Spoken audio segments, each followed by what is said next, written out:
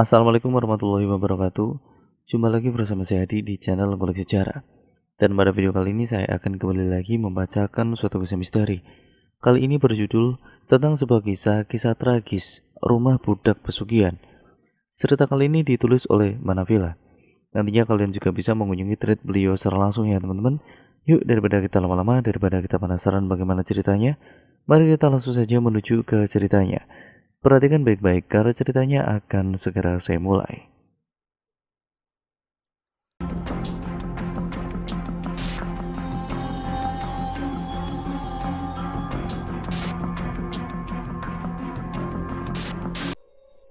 Di sebuah kota tinggallah sebuah keluarga yang cukup harmonis. Mah, Pah, kita bisa nggak cari rumah lain saja? Ucap Sean.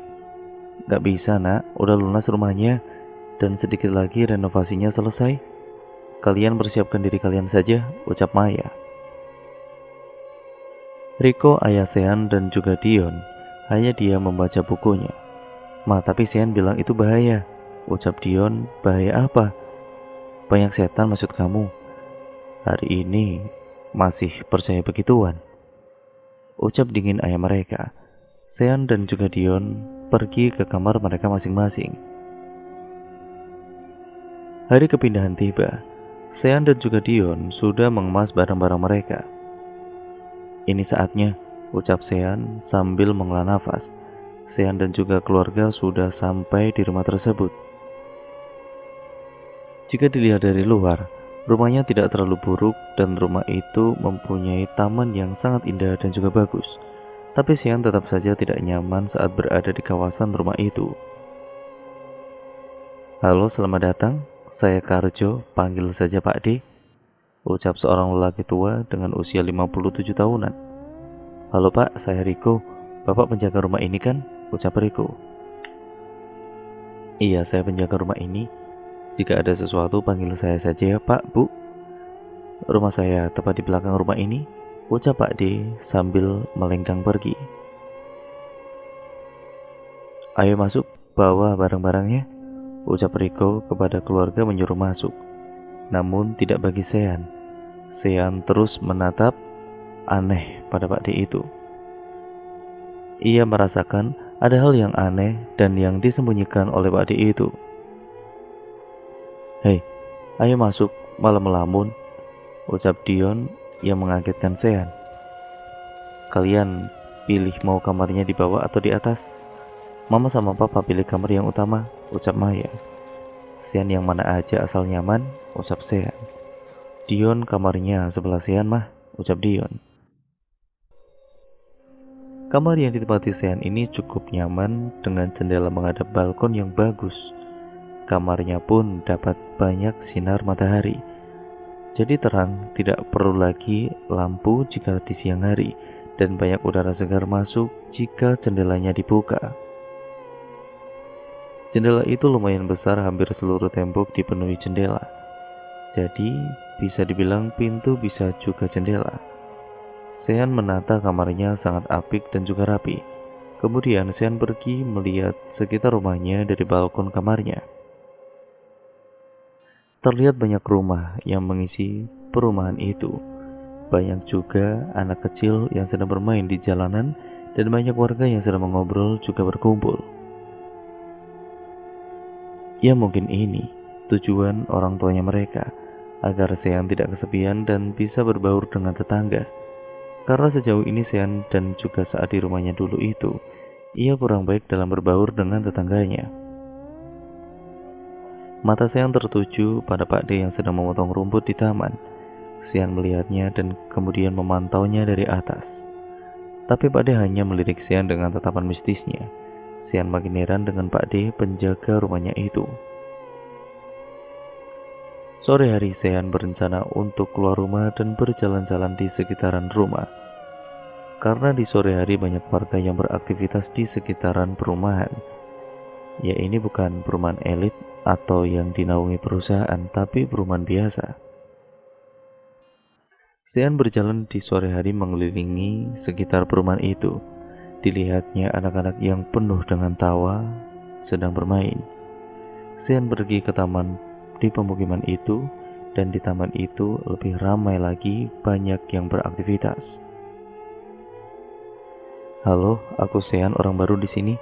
Baru pindahan tadi pagi. Sean membuka percakapan dan menjulurkan tangannya untuk perkenalan dengan seorang gadis.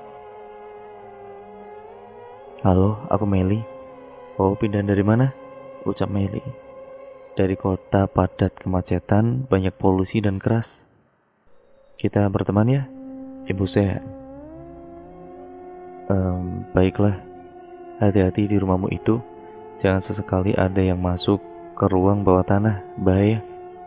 Aku rasa kamu tahu akibatnya dan ceritanya. Sean menjawab dengan anggukan. Makan malam pun tiba. Mereka makan dengan penuh tawa. Tidak lupa Dion terus menjahili adiknya itu sampai adiknya itu kesal. Buat semuanya, jangan pernah ada yang berani masuk ruang bawah tanah di rumah ini ya. Jika tidak mau riwayatnya sengsara dan selesai, ucap Sean dengan datar dan bisa dibilang seram karena tatapannya kosong dan penuh misteri. Kenapa? Tanya Riko. Jangan, ucap Sean dengan datar. Kan itu milik kita, dan bebas dong siapa saja yang boleh masuk. Lagian itu kan cuma bisa dipakai buat perkakas atau gudang, ucap Dion. Sean bilang jangan ya jangan, ucap Sean dengan membentak dan mengebrak meja. Semuanya kaget dengan tingkah Sean yang berbeda. Jaga ya kesopanan kamu di sini, ucap Riko. Ruang itu bahaya buat kita semua. Ruang itu ada penunggunya. Jika kalian ingin mati dalam 12 hari, silakan saja masuk ke dalam ruang itu. Sean tidak akan ikut dalam kisah ini, ucap Sean yang duduk kembali. Oh iya mas, siap, ucap Binur pada kala itu.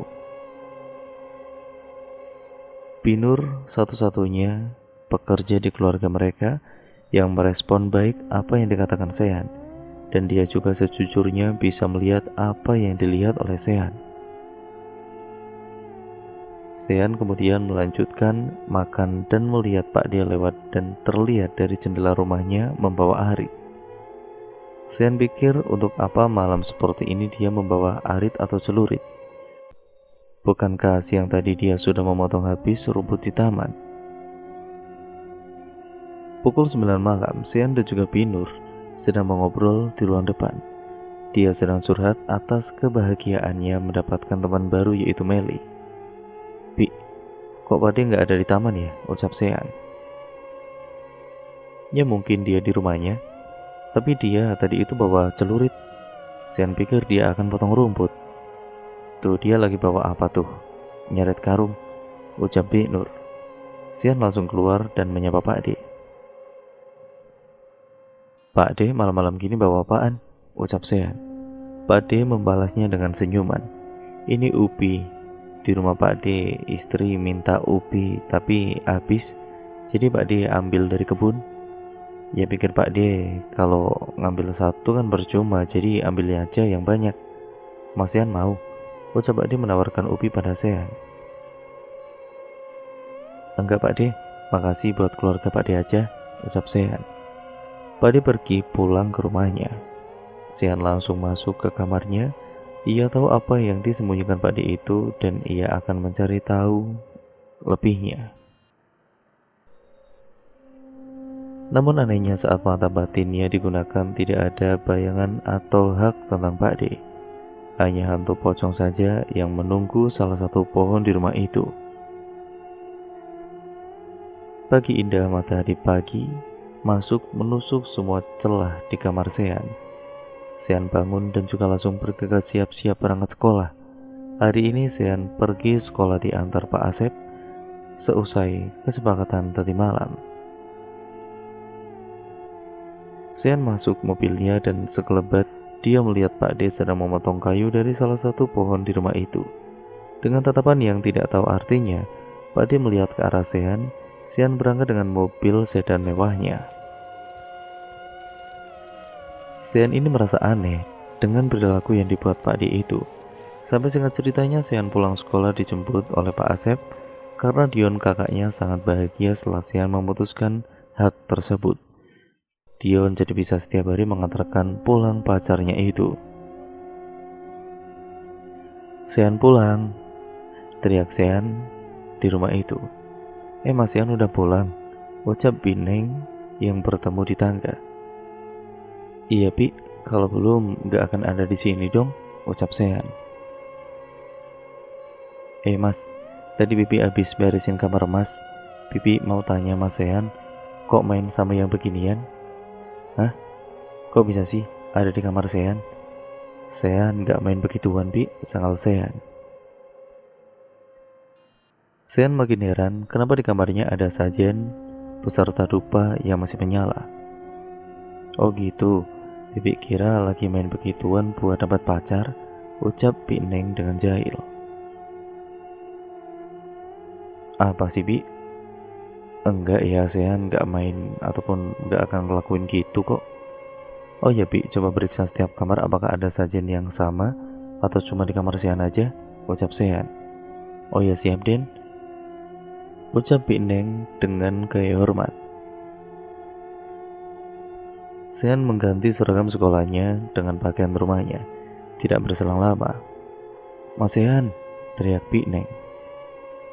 Sean kaget dengan apa yang dibawa oleh Bineng, 7 sajen yang berbeda. "Bi, kok bisa sih Bi? Bibi juga nggak tahu ini sajen ada di setiap kamar di rumah ini," ucap Bineng. Dari arah belakang tiba-tiba Bi Nur datang.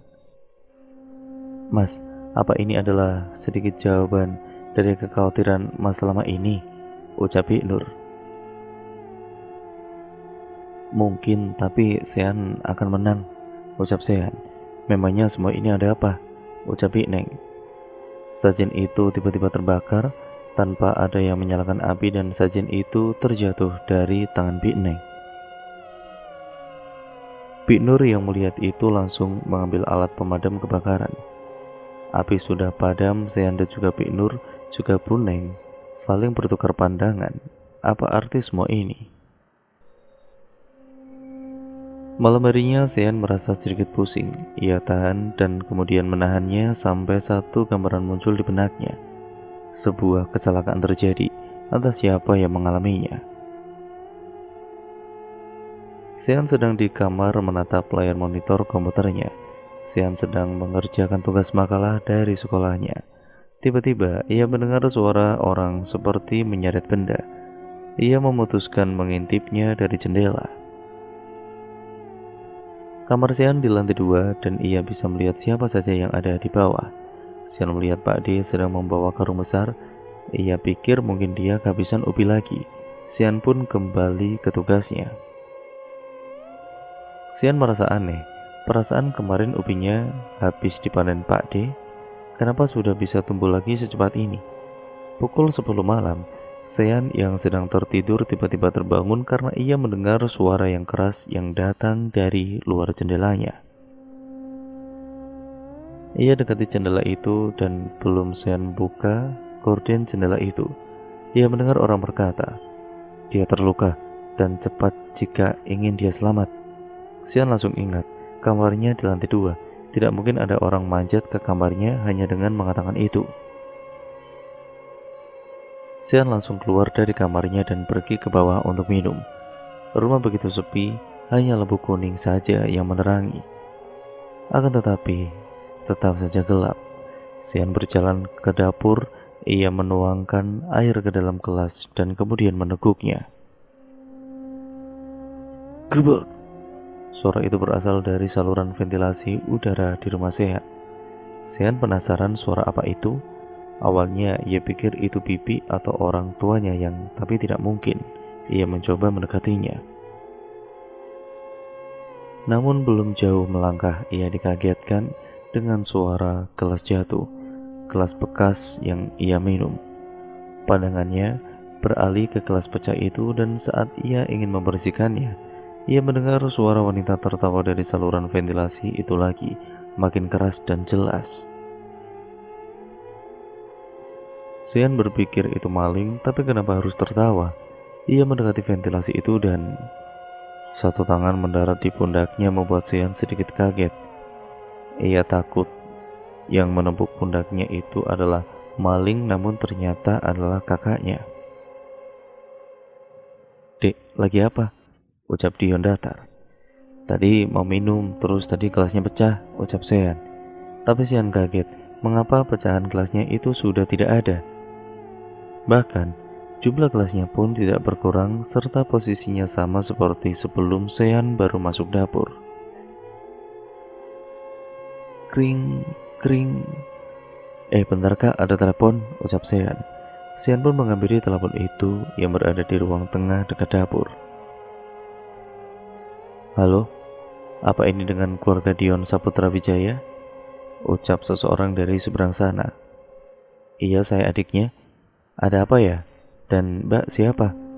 ucap Sean sambil melirik ke arah kakaknya yang sedang menatap Sean kosong. "Ini saya dari Rumah Sakit Sekar Asih. Saudara Dion tadi mengalami kecelakaan dan keadaannya sangat kritis. Ia sangat kekurangan darah. Mohon untuk keluarga cepat datang ke rumah sakit," ucap pekerja rumah sakit tersebut mengagetkan Sean. "Oh iya ya," ucap Sean dan menutup teleponnya. Sean tidak habis pikir jika kakaknya kecelakaan, lalu itu siapa? Tidak ada lagi sosok kakaknya yang berdiri di dapur. Ia terdiam dan terpaku dengan semua ini sampai Bi Nur datang dan membuat Sean tersadar. "Mas kenapa? Kok Mas di sini?" ucap Bi Nur. Bi, tadi Kak Dion udah pulang Bi?" "Belum, pintunya aja masih kekunci. Tuh kuncinya masih ngegantung di pintu," ucap Bi Nur. Kering, kering.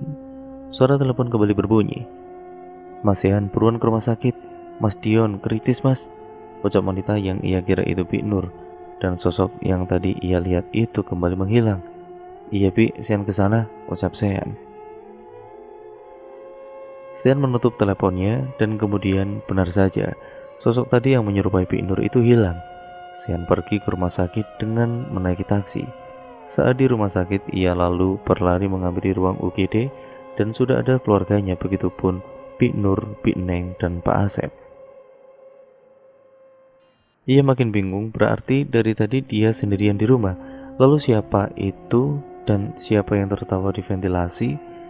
Terlihat Maya sangat mengkhawatirkan anaknya dan ia menangis sangat sedih sekali melihat anaknya itu. Riko sebagai suaminya pun mencoba untuk menenangkan istrinya tersebut. "Mas Sean dari mana saja? Kok Mas Sean gak ada di kamar sih?" ucap Bi Nur.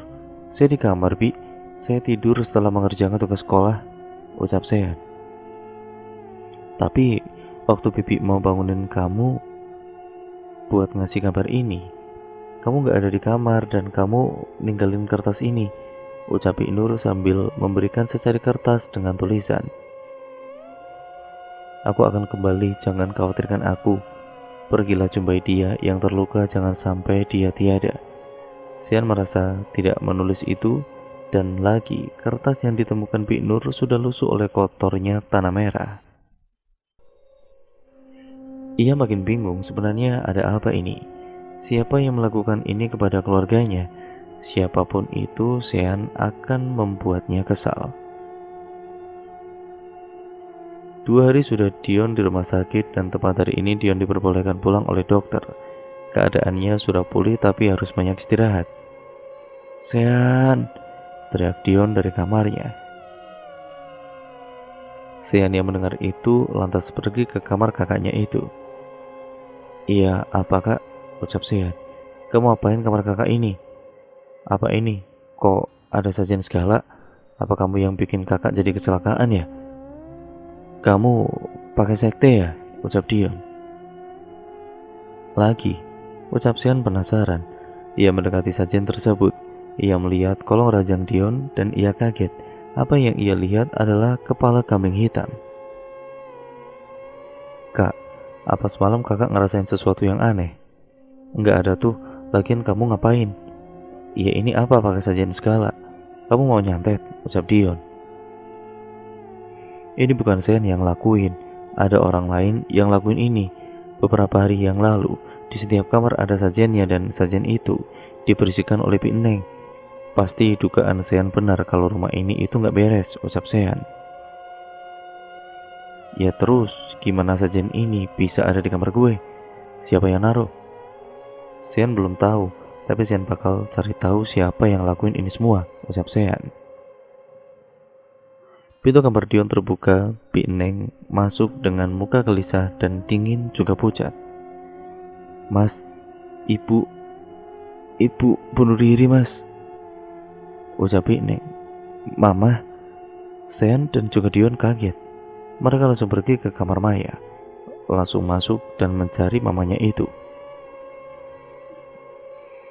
Mereka melihat tubuh terbujur kaku dengan darah di bagian dada dan perutnya. Tidak ada benda yang membuatnya seperti ini. Tidak ada kaca, pisau, benda tajam lainnya ataupun pistol. Mama jangan tinggalin Dion, Ma. Maafin Dion, gak bisa jagain Mama. Tangis histeris Dion pecah. Seketika ruangan itu menjadi ruangan duka. Tapi aneh, Sean hanya berdiri menatap Dion yang memegang jasad ibunya itu. Dia merasa ada yang aneh dengan hal ini. Mengapa ibunya bisa meninggal tanpa ada apapun yang membuatnya tertusuk sampai bermunculan darah seperti itu? Sean menarik tubuh Dion agar menjauh dari jasad ibunya itu. Itu bukan ibu, ucap Sean datar. Bukan ibu gimana? Lo buta, itu ibu kita, ucap Dion masih dalam tangis. Sean lantas memeluk kakaknya itu dan membisikkan kalimat. Ini permainan orang itu, jangan kita ikuti jika tidak ingin mati. Dia bukan ibu kita. Kakak harus percaya sama Sean, ucap Sean. Kring. HP Dion pun berbunyi. Dion kaget dan sangat kaget sekali. Layar ponselnya tertulis nama Mama. Dion mengangkat telepon itu dengan gemetaran. Halo Mah, ucap Sean gemetaran. Dion, kamu udah minum obatnya? Oh ya, suruh Bi Nur buatin makanan buat kamu ya. Mama lagi meeting nih. Oh ya, jangan berantem sama adik kamu ya. Suara Maya terdengar dan itu sangat mirip. Iya Mah, ucap Dion. Lalu telepon itu terputus. Kemudian Sean dan juga Dion melirik ke jasad yang mereka temui tadi. Dan benar itu bukan ibunya. Itu adalah batang pohon pisang yang dibungkus kain kafan layaknya mayat siap dimakamkan. Mereka berdua sangat heran dan sedikit takut akan semua ini. Lalu mereka berlari turun ke bawah dan menghampiri Bi Neng. Bi, maksudnya apa Bi? Maksud mas apa ya? Bibi gak ngerti, tanya Bi Neng. Tadi Bi Neng bilang Mama bunuh diri di kamar dan itu hanya ilusi. Bibi penganut sekte kan? Bibi baru sampai dari pasar mas. Tadi Bibi habis beli bahan-bahan makanan buat makan malam nanti, ucap Bi Neng. Bi Nur di mana? Dia lagi jemur pakaian di belakang, mas lihat aja, ucap Bi Neng. Oh ya mas, yang mas bilang itu Bibi itu salah. Itu bukan Bibi, mungkin itu jelmaan Bibi. Dia jin yang menyerupai Bibi. Semalam juga Bibi ngalamin itu. Bibi lihat Mas Sean lagi motong-motongin jari kakinya. Tapi pas Bibi tengok lagi, dia hilang dan Bibi coba cek ke kamar Mas dan juga Mas ternyata sedang tidur, ucap Bi Neng. Ini aneh Bi, sejen itu ada lagi dan di kamar Kak Dion. Dan yang paling aneh itu, di bawah ranjang Kak Dion ada kepala kambing hitam. Setelah itu Bi Neng datang dan ngasih tahu Mama bunuh diri, ucap Sean. Mas, apa kita akan mengalami sesuatu? Tanya Bi Neng. Ya gak tahu Bi, kita lihat aja nanti dan jangan lupa berdoa. Nanti Sean bakal cari tahu tentang rumah ini. Oh ya Bi, kenapa ya kok Pak D sering banget bawa karung setiap malamnya? Tanya Sean. Gak tahu Mas, mungkin itu ubi yang ia tanam. Oh gitu ya Bi, ucap Sean yang hanya menyebut oh saja, padahal ia tahu bahwa Pak D tidak punya kebun ubi. Sinar matahari sedang terik. Bi Nur sedang menjemur pakaian di belakang rumah tepat di sebelah kolam renang. Sedangkan Sean berjalan membawa ayam hitam ke pojok taman samping kolam renang. Mas Sean ngapain ya bawa ayam dan juga pisau segala? Gumam Bi Nur. Sean menyembelih ayam itu. Dia terus menusuk-nusuk tubuh ayam itu. Mas Sean, kalau mau ayam bakar nanti bibi bisa beliin atau bikinin buat mas. Nggak usah sampai ya motong ayam sendiri gini mas, kotor, ucap Bik Nur sambil menjemur pakaian. Akan tetapi Sean diam seribu bahasa. Bangkai yang ia potong dibiarkan saja di tempat itu, dan Sean kembali ke dalam rumah dengan baju dan tangan penuh darah. Bik Nur merasa aneh dengan tingkah laku majikannya itu. Apa yang dibuatnya? Ia pikir mungkin itu tugas sekolahnya. Setelah menjemur pakaian, Bik Nur masuk ke dalam rumah lewat jalan samping. Bik Nur menyimpan keranjang jemurannya dan pergi ke dapur. Ia melihat Sean, Dion, dan Bik Eneng sedang mengobrol. Mas Dion, Mas Sean, ada yang bisa Bibi bantu? Tanya Bik Nur. Bik, enggak kok, cuma mau ngomong aja sama Bik Eneng. Mas Sean kok cepet banget ganti bajunya? Oh, tadi bajunya mana? Harus cepat dicuci biar darahnya hilang gak membekas, ucap Bik Nur. Baju apaan, Bik? Darah, maksudnya? Tanya heran Sean. Tadi kan mas potong ayam di belakang, tapi ayamnya dibiarin aja di belakang. Kalau mau ayam bakar atau goreng, bilang aja ke Bibi biar dibuatin, ucap Bik Nur. Bi, dari tadi Sean itu di sini, Bi, dan kita pun gak punya ayam hidup, ucap Sean. Bik Nur kaget mendengar kenyataan yang terjadi. Ia berpikir, lalu tadi itu siapa? Yang ia lihat itu apa? Tadi Bibi beneran lihat Mas Sean di belakang. Sumpah Bibi gak bohong mas, ucap Bik Nur. Sean juga gak bohong Bi, dari tadi Sean itu di sini, ucap Sean. Sebenarnya ada apa ini? Kenapa ada hal yang seperti ini? Apa kita melakukan kesalahan? Tanya Dion heran. Apa orang rumah ada orang yang masuk ke ruang bawah tanah? Jika ada, itulah penyebabnya. Jika tidak ada, mungkin yang di bawah tidak suka kita di sini. Inilah makanya Sean tidak mau pindah ke rumah ini. Sean bilang lebih baik pergi daripada mati, ucap Sean mantap. Yang masuk ke ruang itu sepertinya tidak ada, soalnya ruang itu masih terkunci dan digembok, ucap Bik Nur. Ruang makan keluarga lengkap dengan formasi anggota keluarga Sean. Para pekerja pun diajak makan bersama di meja makan besar itu. Mah, Pah, kayaknya kita harus cepat-cepat ngadain pengajian buat rumah ini deh. Iya mah, Pah, biar nggak ada lagi gangguan-gangguan aneh. Ya udah nanti Papa urus sekalian silaturahmi sama tetangga di sekitar sini, ucap Riko. Lu saya Pah, undang anak yatim juga biar rame, ucap Sean. Setelah obrolan itu, esok harinya Sean bertemu dengan temannya di taman.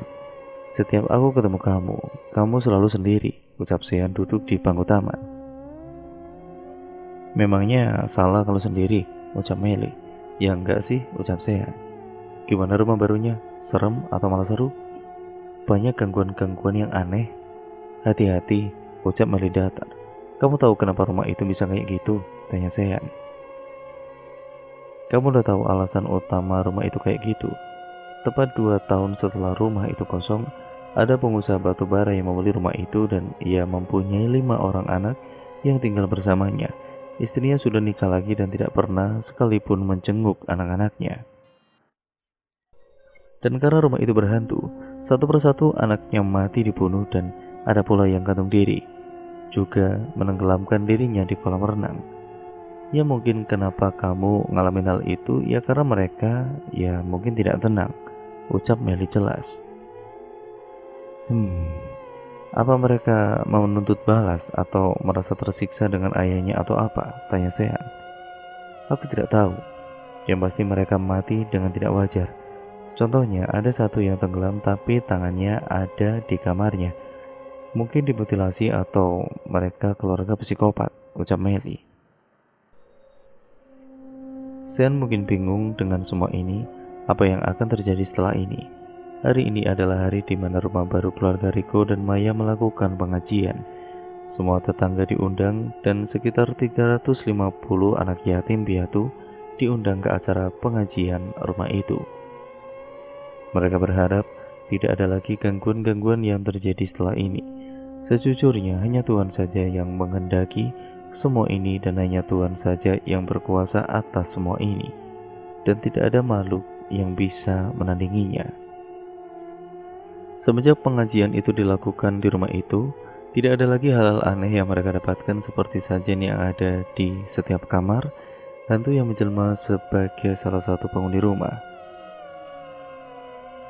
Malam harinya, saya duduk di sofa dan memainkan HP-nya. Tidak ada yang lain lagi, ia bosan. Makan tapi tidak lapar. Pergi ke kamar kakaknya tapi ia tidak mau mengganggunya. Apa yang harus ia lakukan? Lalu Sean kemudian mendengar suara dari balkon kamarnya. Ia penasaran dan mungkin itu maling dan yang ingin menyakitinya. Ia membawa tongkat baseball untuk berjaga-jaga sewaktu-waktu maling itu menyakitinya. Ia lalu menyibak tirai jendelanya dan tidak ada orang di luar kamarnya. Lalu ia dikagetkan dengan suara barang jatuh di kamarnya. Sean langsung menengok dan mencari barang apa yang jatuh. Ia mendekat ke lampu yang pecah di dekat kasurnya. Saat dia mendekat, tiba-tiba, kosongkan rumah ini. Bisikan halus terdengar oleh Sean. Ia ragu untuk menoleh ke belakang, tapi ia mencoba untuk berani. Ia menoleh ke belakang dan melihat wujud perempuan dengan bercak darah di tubuhnya. Baju yang dipakainya pun sudah koyak dan penampilan yang sangat mengenaskan. "Siapa kamu? Mau apa kamu? Jangan ganggu keluargaku," ucap Sean. Sean kaget dengan apa yang ia lihat. Hantu yang Sean lihat seketika menghilang dan satu benda jatuh tepat setelah hantu itu menghilang.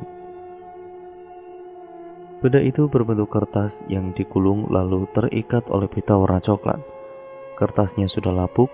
Benda itu semacam surat yang isinya Sean tidak tahu arti dari kata yang ada di surat itu. Ia tahu siapa yang harus jadi tempat bertanya untuk semua ini. Mbak Sarah, ini harus ditanyakan kepada Mbak Sarah. Sean sebelumnya sudah mengenal Mbak Sarah dari Bi Nur sejak lama yang sama-sama memiliki kelebihan. Sebelum Sean menghubungi Mbak Sarah, ia pergi ke bawah dan mengumpulkan seluruh penghuni rumah. Di ruang tengah atau ruang keluarga sudah berkumpul. Sean sedang berusaha menghubungi Mbak Sarah. Setengah jam berlalu, akhirnya Mbak Sarah dan adiknya Wisnu akhirnya datang. "Mbak Sarah, silakan duduk Mbak," ucap Sean. "Apa ada yang terjadi?" tanya Mbak Sarah. "Banyak Mbak. Pertama, banyak ditemukan sesajen di mana-mana, malahan di setiap kamar. Lalu munculnya makhluk yang menyerupai salah satu anggota keluarga. Lalu apa yang aku lihat di benakku selalu terjadi nyata, seperti Kak Dion yang kecelakaan. Dan tadi di kamar, aku didatangi sosok perempuan dengan bercak darah di mana-mana. Dan dia seketika menghilang begitu saja, dan kemudian meninggalkan ini," ucap Sean. Maksud dari ini adalah kertas atau surat yang ia temukan. Sean menyerahkannya kepada Mbak Sarah. Sarah kemudian membukanya dan membaca semua tulisan itu. "Balik saat kelam," ucap Sarah. "Aku tidak tahu apa artinya dari tulisan ini. Kertasnya pun sudah tua sekali." "Bukankah kata ini yang ada di mimpimu, Mbak?" ucap Wisnu, adik Sarah. "Di kamar aku, Mbak," ucap Sean. "Boleh kita ke sana?" tanya Sarah. "Boleh Mbak, ayo Mbak," ucap Sean. Mereka pun pergi ke kamar Sean. Sesampainya di kamar Sean, Sarah langsung merasakan sesuatu yang mengganjal. Ia merasa ada sesuatu di meja lemari dekat TV. Ada sesuatu energi kuat dari situ. "Apa lemari ini pernah kamu buka?" begitulah tanya Sarah. "Tidak, lemari itu pun terkunci," ucap Sean. Sarah mendapatkan penglihatan di benaknya. Terlihat samar-samar gulungan kertas dengan beberapa bunga yang mengering. Dan di penglihatannya itu, Sarah mengetahui di mana letak kunci lemari itu. Dan cerita pun akhirnya bersambung ke part yang selanjutnya ya teman-teman, yaitu part yang kedua yang sekaligus menjadi part terakhir dari keseluruhan alur ceritanya. Jadi apabila kalian penasaran dengan kelanjutan ceritanya, kalian harus tetap stay tune terus di channel ini. Jangan lupa untuk kalian like, comment, dan share, serta subscribe untuk kalian yang belum ya teman-teman. Dan nyalakan tombol lonceng notifikasinya, agar kalian terus mendapatkan video terbaru selanjutnya dari channel ini. Dengan kalian klik tombol lonceng notifikasinya, kalian akan terus mendapatkan notifikasi video terbaru dari channel ini. Sekian dan terima kasih, sampai berjumpa di video terbaru selanjutnya dan juga kelanjutan dari cerita ini ya teman-teman. Apa yang sebenarnya terjadi setelah Sean dan keluarganya pindah rumah? Nah, kita akan ungkap semuanya di part yang kedua yang sekaligus menjadi part yang terakhir. Sekian dan terima kasih. Sampai berjumpa di video terbaru selanjutnya dan kelanjutan cerita ini. Wassalamualaikum warahmatullahi wabarakatuh.